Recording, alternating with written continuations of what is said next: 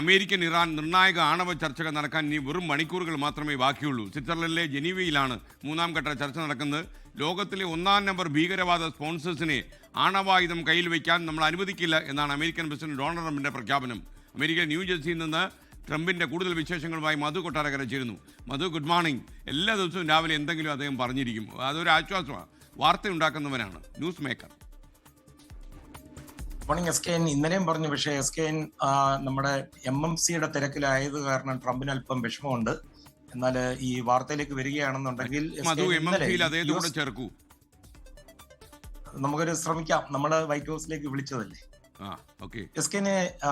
ഇന്നലെ അമേരിക്കയെ സംബന്ധിച്ച ഒരു പ്രധാന ദിവസമാണ്. കാര്യം US പ്രസിഡന്റ് സംയുക്ത കോൺഗ്രസിനെ അഭിസംബോധന ചെയ്ത് സംസാരിക്കുന്ന ദിവസമാണ്. ഇന്നലെ അദ്ദേഹം ഈ സമ്മേളനത്തിൽ സംസാരിക്കുമ്പോൾ ഇറാന്റെ ആയുധ പദ്ധതികളെ കുറിച്ച് വളരെ രൂക്ഷമായ ഭാഷയിലാണ് സംസാരിച്ചത്. അമേരിക്കയ്ക്കും അതുപോലെ അമേരിക്കയുടെ സഖ്യകക്ഷികൾക്കും ഭീഷണി ഉയർത്തുന്ന ഒരു നീക്കവും അനുവദിക്കില്ലെന്നാണ് അദ്ദേഹം പറഞ്ഞിരിക്കുന്നത്.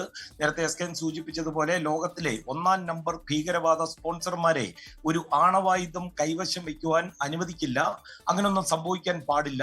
എന്നാൽ ഇറാൻ വിദേശകാര്യ വക്താവ് ഇസ്മയിൽ ബഗായി ഈ ഡൊണാൾഡ് ട്രംപിന്റെ ഈ പരാമർശത്തിനെതിരെ അതിരൂക്ഷമായിട്ടുള്ള വിമർശനവുമായിട്ട് രംഗത്തെത്തുകയും ചെയ്തു. ഇറാന്റെ ആണവ പദ്ധതിയെക്കുറിച്ചും അതുപോലെ മിസൈലുകളെ കുറിച്ചും ഒക്കെ ഡൊണാൾഡ് ട്രംപ് പറയുന്നത് വൻ നുണകളാണെന്നാണ് അദ്ദേഹം പറഞ്ഞത്. ഹിറ്റ്ലറുടെ കാലത്തേക്ക് ഒരു രീതിയിലുള്ള ഒരു ടൈപ്പ് പ്രചരണ തന്ത്രമാണ് ട്രംപ് പയറ്റുന്നത്.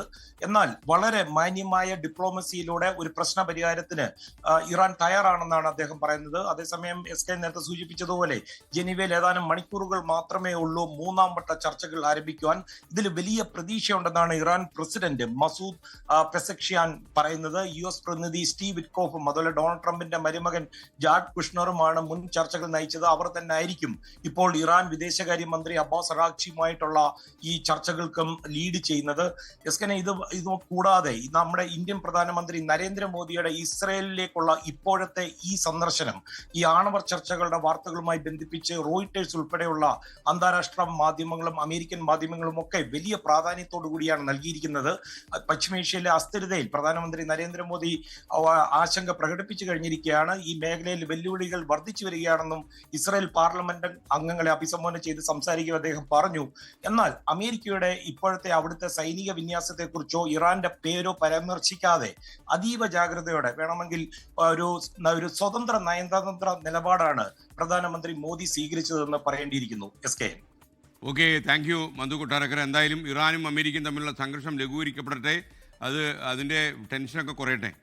ലോകത്തെവിടെയായാലും ഏത് സമയത്തും 24 വാർത്തകളും ഓഗ്മെന്റഡ് റിയാലിറ്റി പാക്കേജുകളും എക്സ്പ്ലെയിനറുകളും വിശദമായി കാണാൻ ഞങ്ങളുടെ YouTube ചാനൽ നിങ്ങൾക്ക് സബ്സ്ക്രൈബ് ചെയ്യാം.